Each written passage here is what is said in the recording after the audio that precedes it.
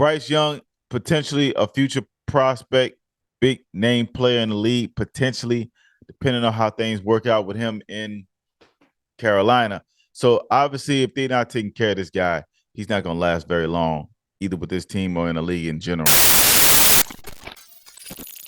Because the word motherfucker is a noun. It describes a person, place, or thing.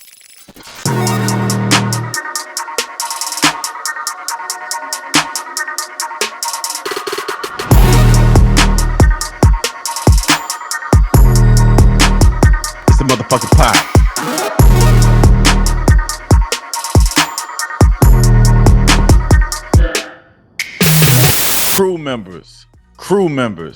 Crewe members. What's up? What up? What's down? It's your boy, your host, Beanie Man, aka Mr. Headquarters. Mr. Headquarters taught me. You already know what it is, man. It's week 10, the motherfucking picks. Week 10 of the NFL season. We back at it again. Straight here on YouTube, man. Make sure you subscribe to the channel. Appreciate y'all coming back, man. This is going to be a short one. This is going to be a Thursday night football edition. We're going to come back for later on in the season. Later on in the week, we're going to have the rest of the picks for week 10 for the Sunday games, Sunday afternoon games, and Monday night.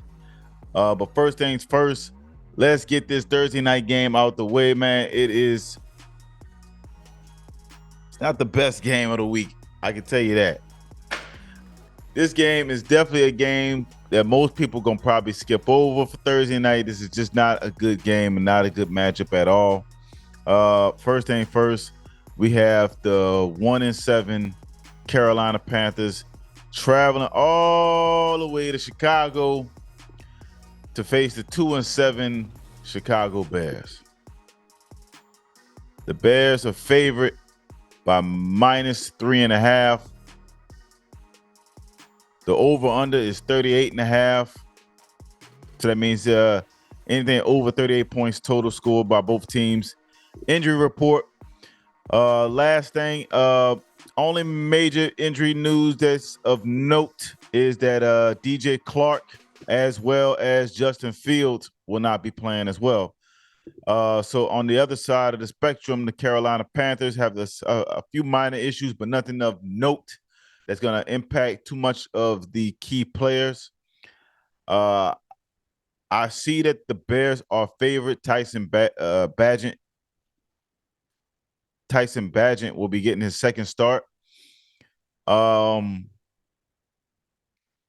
a fan of him. He's okay from what I've seen. He's just okay. He's okay. He's a backup. Nathan Peterman as the backup to him in case something happens to him in this game. Bryce Young is the starter on the Carolina side. Obviously, we've seen him miss I think a game or two. Where we've seen Andy Dalton come in and play for him in relief. I've said this before. I told EJ the DJ, who's not here this week again, but I told EJ the DJ weeks ago. I said, hey, look, they did a disservice of playing this kid early, like they did, without a major game plan. Not a lot of weapons. Obviously, he has Adam Thielen and a few other things around him, pieces-wise, offensively, but they don't have an established running game. They don't have an established offensive line to protect him. So that's why he's been kind of struggling and arguably, if not the worst team in the league. With this matchup, you got two of the worst, man. You got the 28th and 29th ranked offense. Both of these teams defensively are not good. The Bears are even worse. The Bears are ranked 31st in defense. The Panthers are ranked 28th, I believe. So it's not a lot of good expectations for this game. Hopefully, you just hope for if you decide to watch this game, if you're a Bears fan or a Panthers fan, for whatever reason, you might be tuning into this game to hopefully see a good game at least, or to catch Bryce Young in action. Some people actually like to take a look at the quarterbacks as well, and they might even be looking at Tyson Bagent. Don't save your time. But Bryce Young, potentially a future prospect, big name player in the league, potentially, depending on how things work out with him in Carolina. So obviously, if they're not taking care of this guy, he's not going to last very long, either with this team or in the league in general. So I think they did, like I said they did a big, big fucking disservice by putting him out here with this mediocre talent and not a lot of protection up front. I'm throwing out a fullback out there. I'm going throwback style with this kid. He's got to run out the pocket a little bit to move him around. He's a shorter quarterback. He's 5'10". He's tiny.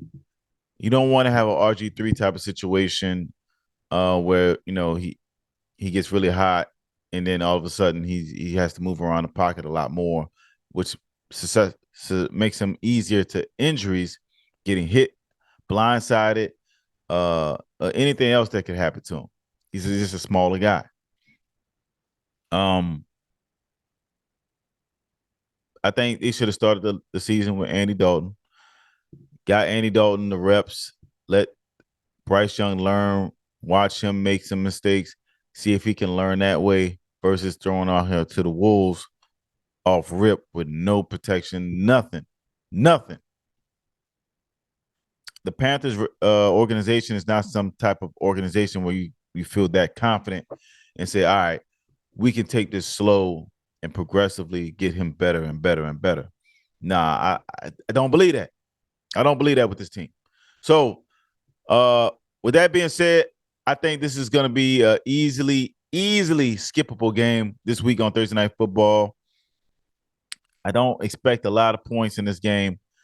I think the Bears have a better team on paper, but I think overall Carolina might potentially can steal this game because of the fact that all of this function that the Bears have been having.